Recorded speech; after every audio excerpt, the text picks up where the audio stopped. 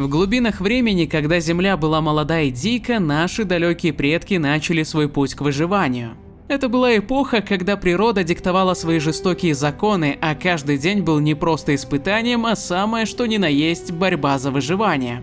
Представь себе, никаких уютных пещерок с Wi-Fi, удобных каменных диванов и уж тем более никаких доставок еды на дом. Вместо этого смерть от громадных хищников, убийственные холода, выкашивающие целые общины и племена, а также бонусом всего десяток лет жизни. Начать историю о том, как выживали древние люди, следует с упоминания об одних из наиболее ранних гоминидах – австралопитеках и кинеантропах. Их окаменевшие останки датируются 3–4 миллионами лет назад. Собственно, этих созданий нельзя назвать людьми в полном смысле этого слова. Однако они стали неким переходным звеном от простых приматов к настоящему человеку. Им свойственно прямохождение, а также использование простейших орудий труда на вроде камней и палок для копания земли. Основной пищей австралопитеков и кинеантропов являлись фрукты, орехи и семена. Иногда, впрочем, рацион их мог разнообразиться падалью и различными мелкими животными, но это было скорее исключением из общего правила, так как климат в то время был жаркий и благоприятный, а флора африканского континента, родины этих гоминид, изобиловала великим множеством самых разнообразных видов съедобных плодов и растений. Но не меньшим разнообразием отличалась и хищная фауна плеоценовой Африки. Неиллюзорную опасность для приматов представляли саблезубые динофелисы и пятнистые гиены.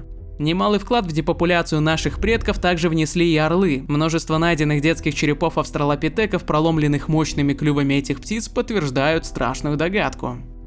Около 2,5 миллионов лет назад на территории все того же африканского континента появляются первые настоящие люди – представители рода Homo. Это были небольшие двуногие ростом 110–120 см с объемом черепной коробки около 700 см кубических. Им дали название Homo habilis или человек умелый. И действительно, это небольшое создание можно уже с уверенностью назвать человеком. Во-первых, объем мозга хабилиса превышает объем мозга той же шимпанзе чуть ли не в 2 раза, при том, что сам человек умелый несколько уступает упомянутому примату в размерах. Во-вторых, анатомия кистей рука хабилиса и обезьян сильно отличается. Кисти первых обладают куда более сильным хватом и приспособлены для более сложных движений и действий.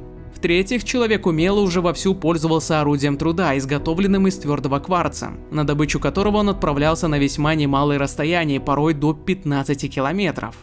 Поскольку эти маленькие создания не обладали никакой естественной защитой от хищников, им приходилось полагаться на свой развитый мозг и сильные руки, позволяющие прятаться от врагов на деревьях, как это делают современные обезьяны. И все бы ничего, если бы хабилисы довольствовались только лишь спелыми и сочными плодами. Но, по-видимому, строгое вегетарианство вконец опостылело сынам человеческим, и они все же решили включать мясо в свой рацион.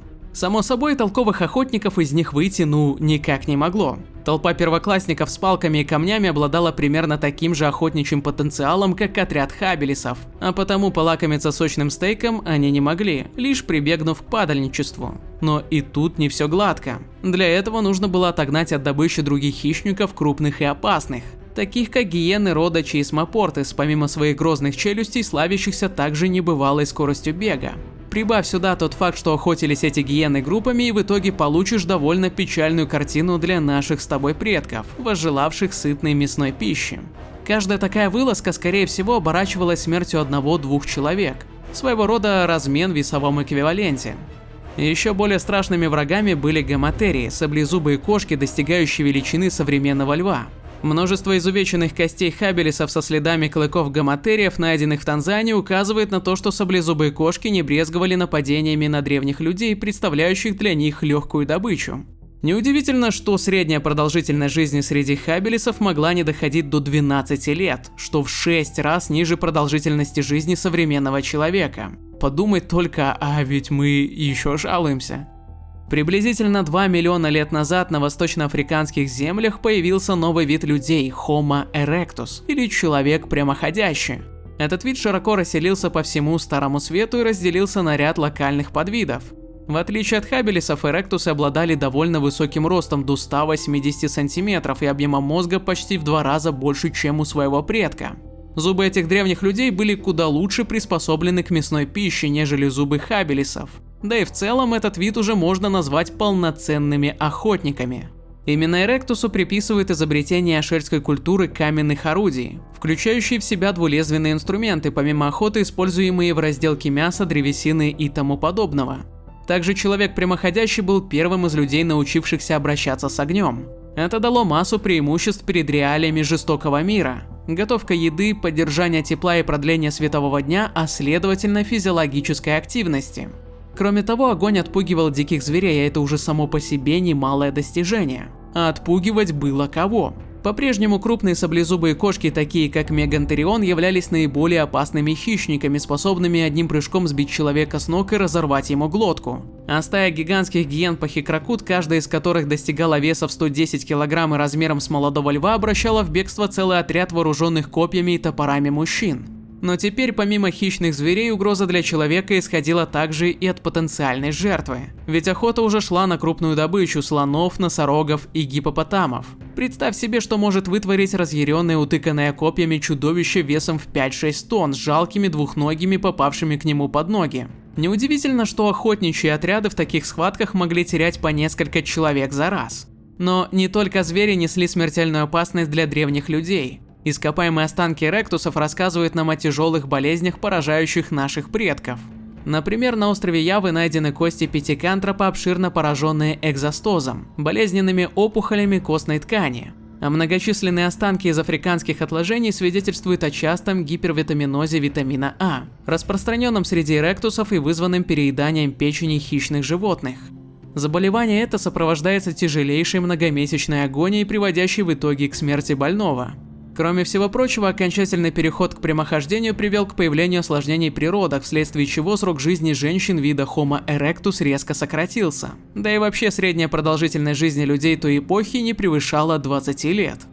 А как насчет первобытных хоббитов, останки которых были обнаружены в Индонезии на острове Флорес, и именем этого острова нарекли найденных первобытных полуросликов Homo floresiensis. Это были маленькие человечки ростом не более метра и с объемом головного мозга около 400 сантиметров кубических.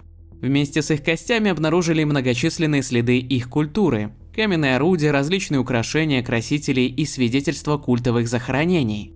Несмотря на свои миниатюрные размеры, флоресские люди, по-видимому, действительно были настоящими храбрецами, под стать толкиновским полуросликам, ведь, судя по всему, они охотились на опасных животных, как стегодоны. И даже способны были справиться с самым настоящим драконом. И это тоже отнюдь не шутка, речь идет о знаменитом комодском драконе, крупнейшей ящерице на планете, вырастающей более 4 метров в длину. И ведь этот сверххищник – опаснейшая тварь, легко умертвляющая крупного кабана или оленя.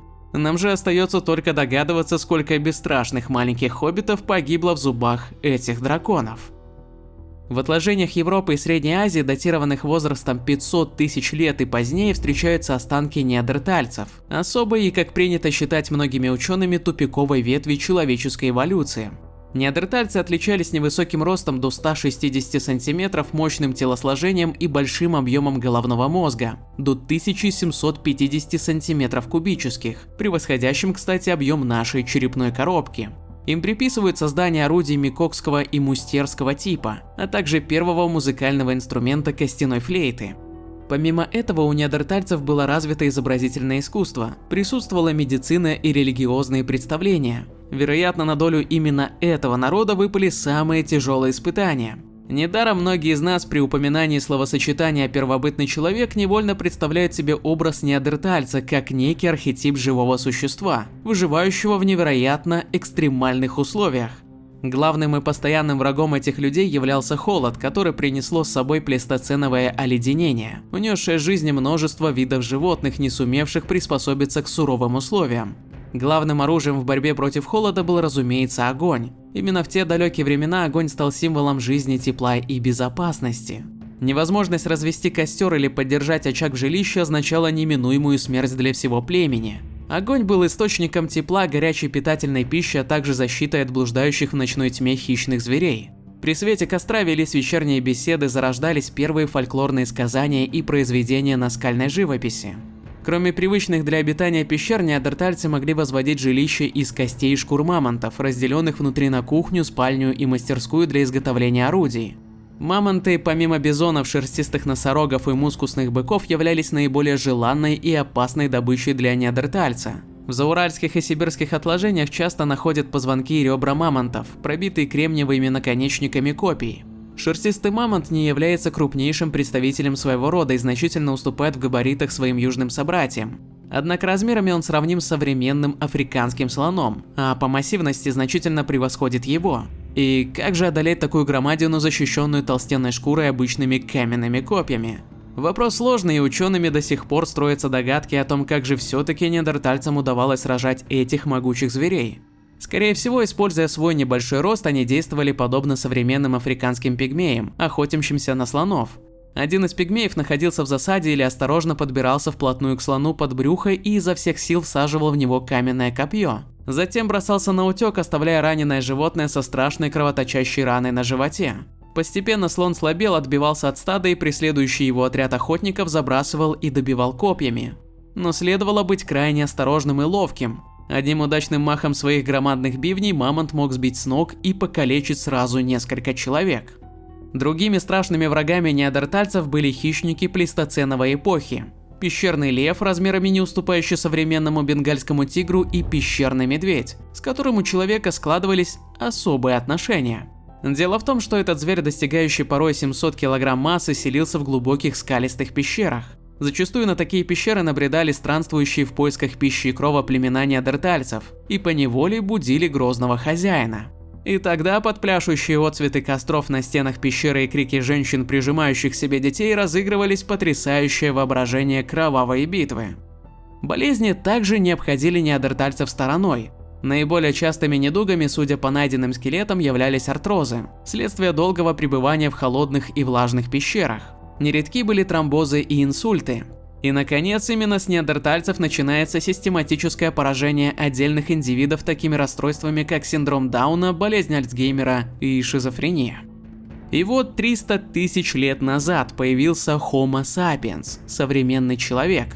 Объем мозга стал несколько меньше, чем у неандертальцев, около 1600 сантиметров кубических. Однако его когнитивные способности заметно возросли, следствием чего стало зарождение технологии подчинения неукротимых сил природы. Для ранних представителей вида на вроде кроманьонцев охота и добыча пищи все еще являлись тяжелым делом.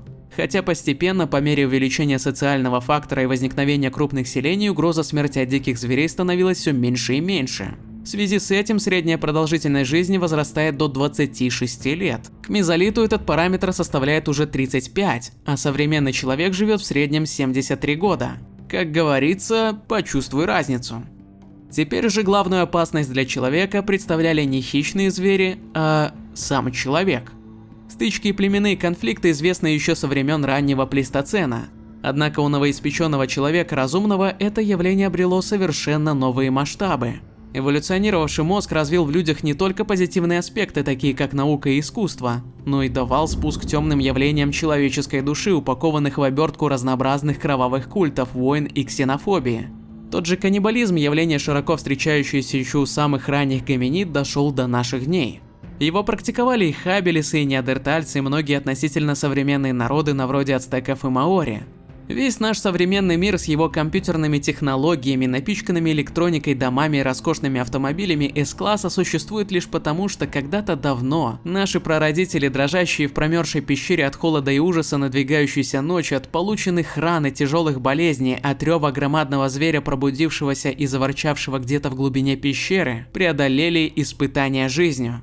И только благодаря им ты сейчас смотришь это видео и пишешь свой комментарий под ним. И если когда-нибудь ты, сидя у ночного костра и слушая, как потрескивают сухие поленья, испытаешь ощущение безопасности и уюта, вспомни своих далеких предков. Ведь эти чувства – напоминания о давно прошедших эпохах.